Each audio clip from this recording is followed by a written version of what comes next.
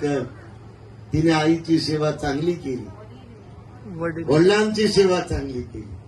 असं एखादं उदाहरण आहे वडिलांची सेवा करण्याचं, आईची सेवा करण्याचं. ते जाणीव असते त्या मनाला की या वडिलांमुळे मी मोठी झाली, या वडिलांमुळे मला मोठंपण मिळालं, या वडिलांमुळे माझी जीवनाची दिशा मिळाली, माझं वर्चस्व सर्वीकडे चालत आहे, माझं नाव मला मिळत आहे, मला लाभ मिळत आहे, मला मान मिळत आहे, मला प्रेम मिळत आहे, मला सर्व प्रकारच्या आर्थिक, धार्मिक, सामाजिक, मानसिक उच्च उच्च विचाराकडे जायला मिळत आहे माझ्या बापामुळं, माझ्या आईमुळं. अशी एखादी लेख आई बापाला असते बघा, जी आई बापाचा गौरव करते.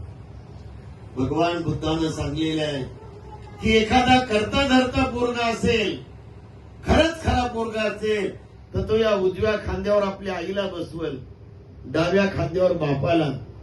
आणि समजा त्यांनी 100 वर्ष जरी खांद्यावर सेवा केली आईची बापाची, खांद्यावरच पाणी पाजलं, खांद्यावरच चहा पाजला, खांद्यावरच नाश्ता दिला, खांद्यावरच जेवण दिलं, A to Z सेवा त्या करत्या धरत्या पोरानं खांद्यावरच सेवा शुश्रूषा केली.